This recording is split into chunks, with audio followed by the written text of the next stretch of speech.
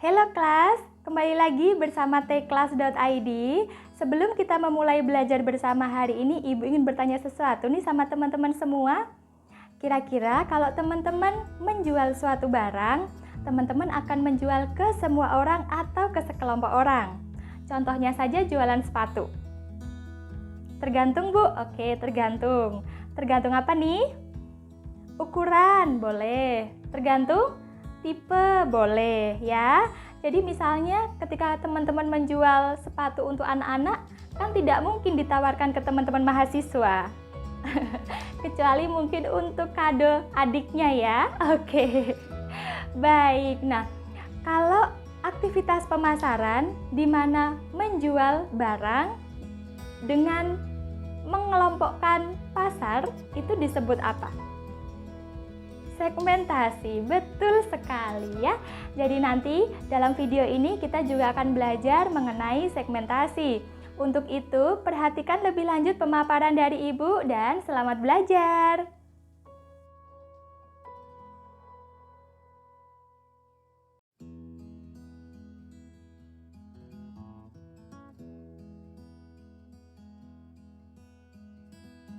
Halo teman-teman semua, hari ini kita akan belajar bersama dengan tema STP ya.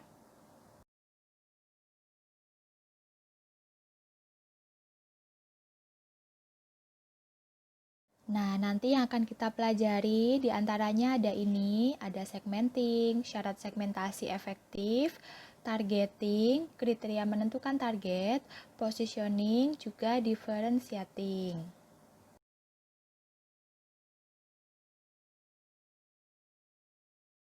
Nah, teman-teman pasti sering mendengar istilah ini ya, STP.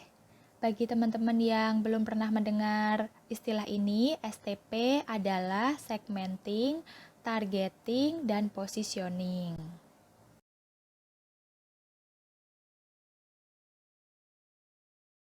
Lalu apa yang dimaksud dengan segmenting? Nah ini ya, segmenting yaitu suatu proses di mana seorang marketer mengkategorikan, mengklasifikasikan, menggolongkan seluruh target market potensial. Jadi market segment ini itu artinya mengelompokkan market atau pasar menjadi bagian-bagian tertentu, di mana dilihat misalnya dari karakteristiknya, kebutuhannya, perilakunya, dan lain sebagainya.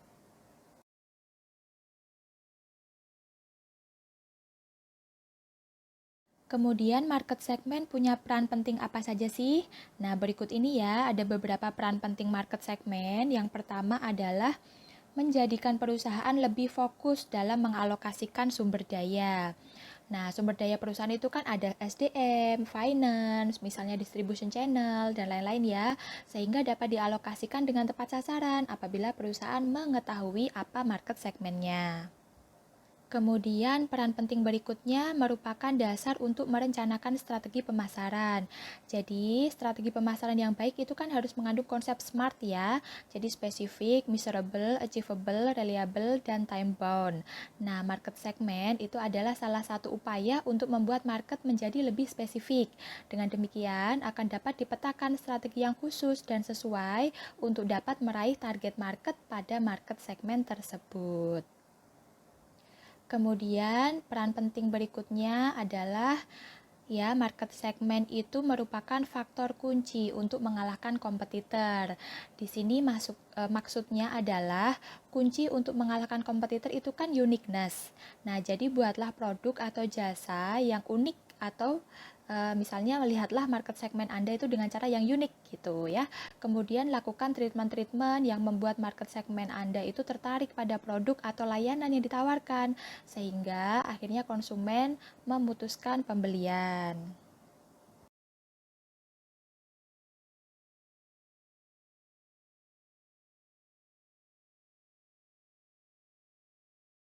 Selanjutnya, berikut ini terdapat 3 pola segmentasi pasar, yaitu homogeneous preference, diffuse preference, dan clustered preference.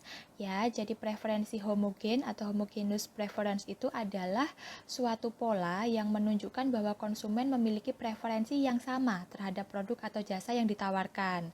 Kemudian diffuse preference itu artinya adalah suatu pola yang menunjukkan bahwa konsumen memiliki preferensi yang beragam terhadap produk atau jasa yang ditawarkan. Dan berikutnya clustered preference itu maksudnya adalah suatu pola yang menunjukkan bahwa konsumen memiliki preferensi yang berkelompok-kelompok, di mana dalam kelompok tersebut konsumen memiliki preferensi yang sama.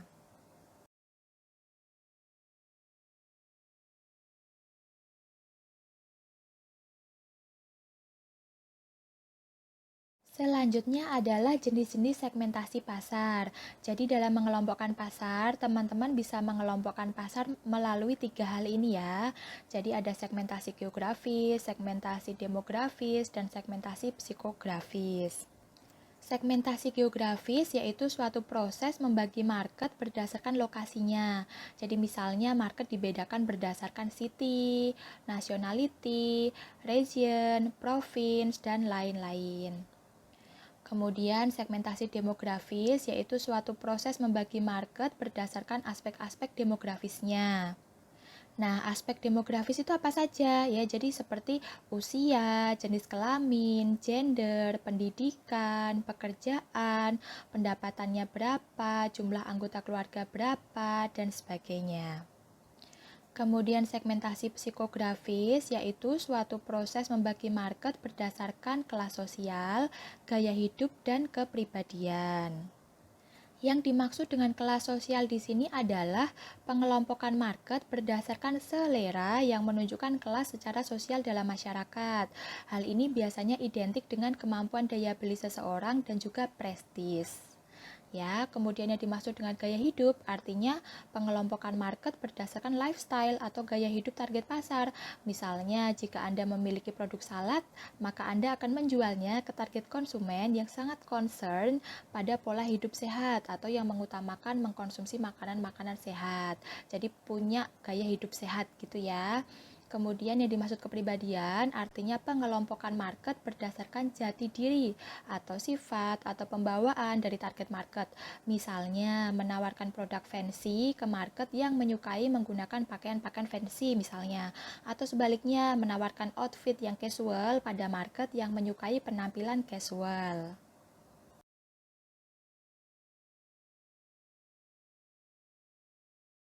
Selanjutnya, bagaimana agar segmentasi itu bisa efektif ya? Jadi berikut ini adalah syarat segmentasi agar bisa efektif. Yang pertama adalah measurable atau terukur ya. Jadi artinya segmen pasar itu harus dapat membantu perusahaan dalam mengukur potensi pasar, daya beli konsumen, dan ukuran alokasi sumber daya. Kemudian yang kedua harus substansial atau banyak ya. Artinya segmen pasar tersebut itu harus besar dan profitable untuk dilayani. Kemudian yang ketiga, aksesibel atau dapat diakses. Artinya segmen pasar tersebut harus mudah dijangkau untuk dilayani. Kemudian diferensiabel atau dapat dibedakan, artinya segmen pasar tersebut harus dapat dibedakan dengan jelas.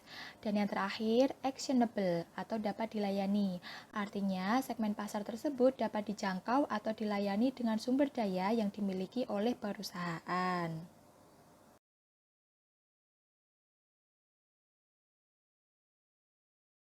Nah, setelah perusahaan berhasil mengidentifikasi peluang segmen pasarnya, kemudian perusahaan harus bisa mengevaluasi beragam segmen pasar tersebut untuk memutuskan segmen mana yang akan menjadi target pasar. Nah, dalam mengevaluasi segmen pasar ini, perusahaan itu biasanya melihat dua faktor ya. Jadi dari daya tarik pasar secara keseluruhan, juga dilihat dari tujuan atau resource yang dimiliki oleh perusahaan itu sendiri.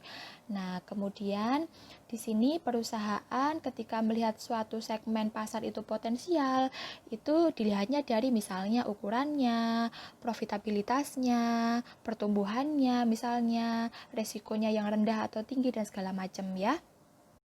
Selanjutnya, perusahaan juga perlu mempertimbangkan apakah jika perusahaan berinvestasi pada segmen tersebut itu dapat profitable atau tidak gitu ya. Jadi perusahaan dapat berkembang atau tidak.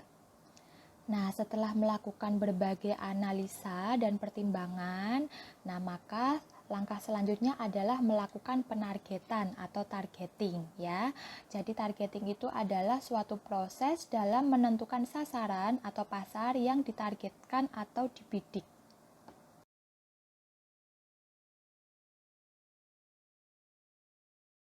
Selanjutnya, bagaimana sih Bu untuk menentukan target pasar? Nah, berikut ini ya, ada 3 kriteria dalam menentukan target pasar. Yang pertama adalah membidik pasar atau menargetkan pasar itu pada segmen yang besar atau memiliki potensi tumbuh besar. Nah, dalam hal ini, perusahaan harus melihat lebih jeli mengenai tingkat kompetisi dan potensinya pada pasar yang ditargetkan tersebut, agar perusahaan dapat menentukan ukuran target maupun pertumbuhannya. Kemudian yang kedua adalah disesuaikan dengan keunggulan kompetitif perusahaan. Jadi keunggulan kompetitif itu kan kekuatan atau kelebihan yang dimiliki oleh perusahaan. Nah, dalam hal ini maksudnya adalah cara untuk mengukur apakah perusahaan memiliki keunggulan kompetitif yang dapat menguasai segmen pasar yang dibidik. Kemudian yang ketiga didasarkan pada situasi persaingan. Jadi bagaimana situasi persaingan yang terjadi? Nah, untuk itu perusahaan harus dapat mengidentifikasikan siapa kompetitornya, seberapa banyak atau seberapa kuat kompetitor tersebut, apakah ada pemain baru, bagaimana tingkat persaingannya, dan sebagainya ya. Nah, dengan menganalisis situasi persaingan, yang disesuaikan dengan kemampuan resource perusahaan ya, maka perusahaan akan dapat meraih target pasar yang dibidiknya. Begitu.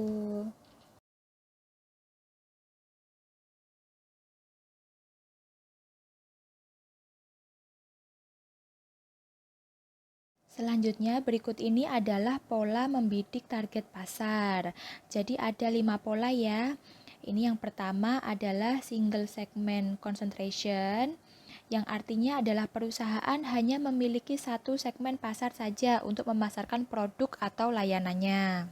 Nah, dalam hal ini kelebihannya adalah perusahaan akan fokus untuk mengalokasikan sumber dayanya ke market segmen tersebut sehingga dapat memperoleh laba yang maksimal. Tetapi kelemahannya adalah resiko yang dimiliki cukup besar.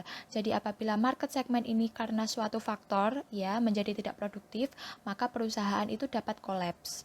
Contohnya, beberapa waktu yang lalu pada hotel yang fokus ke market segmen government, ketika terjadi kebijakan pemerintah untuk membatasi atau mengurangi secara besar-besaran kegiatan rapat di hotel, maka hotel yang memiliki segmen government ini menjadi sangat terdampak. Akibatnya banyak PHK karyawan agar perusahaan itu tetap bertahan, sambil perusahaan dengan susah payah mencoba meraih target pasar yang lain ya. Dan upaya untuk meraih target pasar baru itu kan menjadi kurang optimal ya karena tidak direncanakan secara matang sebelumnya.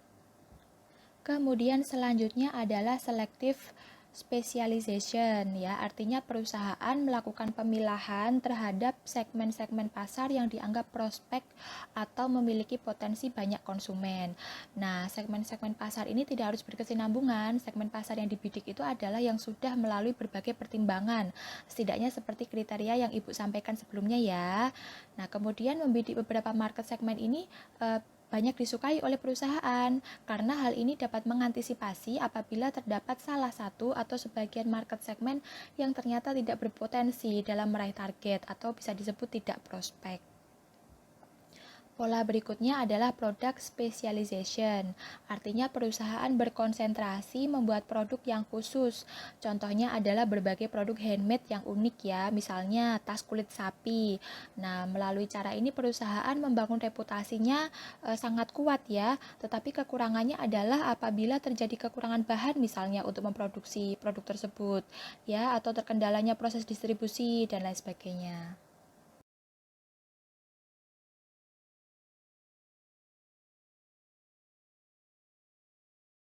Pola berikutnya adalah market specialization, artinya perusahaan berkonsentrasi untuk melayani kebutuhan pasar yang dibidiknya. Misalnya Carrefour, Hypermart, Superindo, Indomaret, Alfamart, ya dan lain-lain. Nah, perusahaan ini itu berusaha untuk menyediakan semua barang atau setidaknya barang-barang yang sering dibutuhkan oleh konsumennya. Kelemahannya adalah apabila terdapat pesaing baru yang muncul, misalnya ya, dan hal ini kan akan mengurangi intensitas pembelian dari konsumen. Nah, jadi perusahaan harus menggunakan strategi pemasaran yang oke untuk menarik konsumennya kembali. Selanjutnya, full market coverage, artinya perusahaan berusaha melayani semua kebutuhan konsumennya di semua market segmen. Nah, kondisi ini hanya bisa dilakukan oleh perusahaan yang incumbent, yang sudah memiliki kapital besar gitu ya. Tetapi perusahaan incumbent pun biasanya memulai dari target segmen yang spesifik sebelum menjadi besar dan mengembangkan bisnisnya untuk bisa melayani semua kebutuhan konsumen di semua market.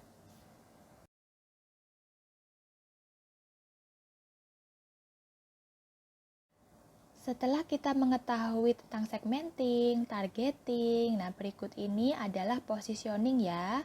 Jadi positioning yaitu bagaimana suatu perusahaan menempatkan posisi di mata pelanggan jika dibandingkan dengan kompetitor. Nah, dalam hal ini brand image itu menjadi perhatian penting bagi perusahaan, termasuk misalnya competitive advantage ya yang ditawarkan kepada para pelanggannya.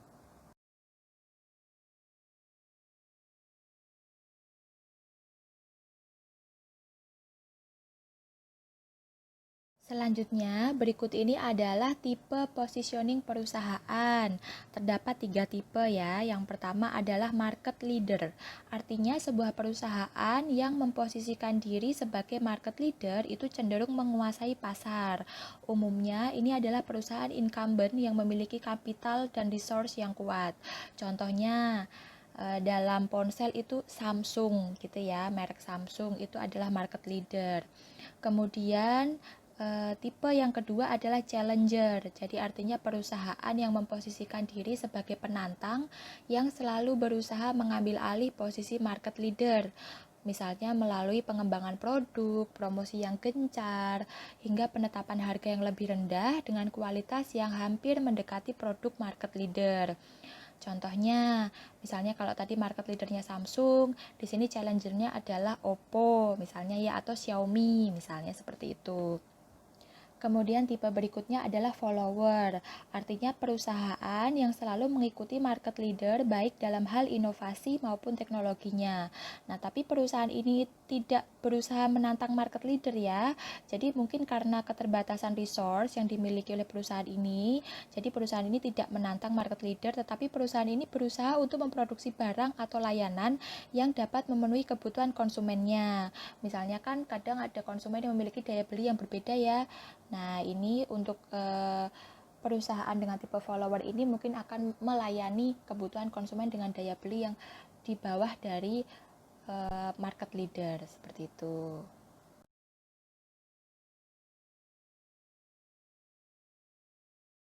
Selanjutnya, bagaimana sih cara menentukan positioning? Jadi berikut ini cara untuk menentukan positioning ya. Yang pertama, melakukan kajian terhadap konsumen. Jadi perusahaan itu harus dapat memetakan value bagi konsumennya. Value-nya apa sih? Jika value-nya bagus, maka bisa jadi perusahaan berpotensi menjadi market leader. Kemudian, cara yang kedua, melakukan kajian terhadap kapabilitas perusahaan. Nah, perusahaan harus dapat memetakan kekuatan dan keunggulan kompetitif yang dimiliki oleh perusahaan. Misalnya, lokasinya di mana? Nah, di tempat strategis atau enggak? Misalnya ya, sulit dijangkau atau tidak? Misalnya seperti itu. Kualitasnya gimana? Harganya gimana? Dan sebagainya ya. Kemudian, cara ketiga adalah melakukan kajian terhadap kompetitor. Jadi, perusahaan harus dapat menilai nilai pembedanya dari kompetitor itu apa? Apa sih yang unik ya? Apa sih yang tidak dimiliki oleh kompetitor? Misalnya seperti itu. Nah, kemudian cara yang keempat adalah melakukan kajian terhadap aspek perubahan. Jadi di sini perusahaan harus dapat memprediksikan aspek perubahan yang mungkin terjadi dalam bisnis. Nah, dengan demikian perusahaan akan tetap dapat mempertahankan positioningnya atau bahkan meningkatkan positioningnya.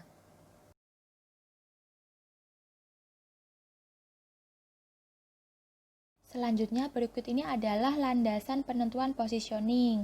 Jadi ini yang pertama adalah proporsi nilai dan manfaat yang dapat diberikan perusahaan, kemudian capaian yang telah dihasilkan perusahaan, market segmen dan pelanggan yang ditargetkan, atribut yang digunakan sebagai keunggulan produk dan merek perusahaan, bisnis baru yang dimasuki, dan originalitas dan posisi sebagai perusahaan baru di pasar.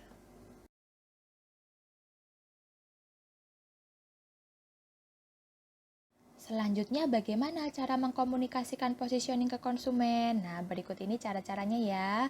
Jadi yang pertama, be kreatif. Nah, perusahaan harus kreatif untuk mencuri perhatian konsumen atau target marketnya.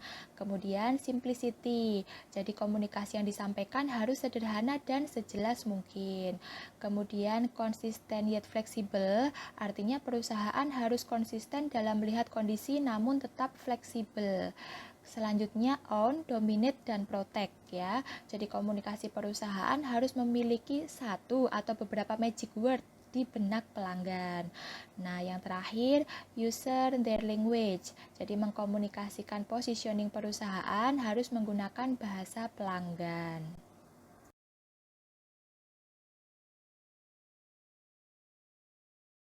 Nah, setelah kita mengetahui dan memahami apa itu STP, teman-teman juga perlu tahu apa itu diferensiasi ya. Jadi diferensiasi adalah bagaimana suatu perusahaan membuat nilai pembeda pada produk atau layanan yang diproduksinya apabila dibandingkan dengan kompetitor.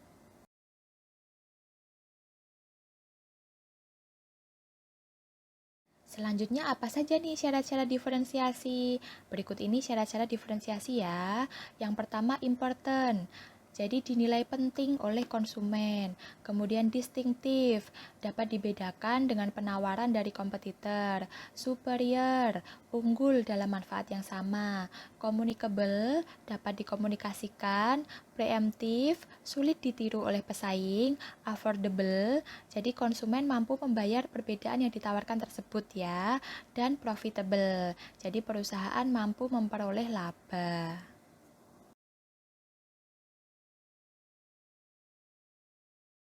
Nah, berikut ini adalah referensi buku yang Ibu gunakan untuk memaparkan materi tadi ya.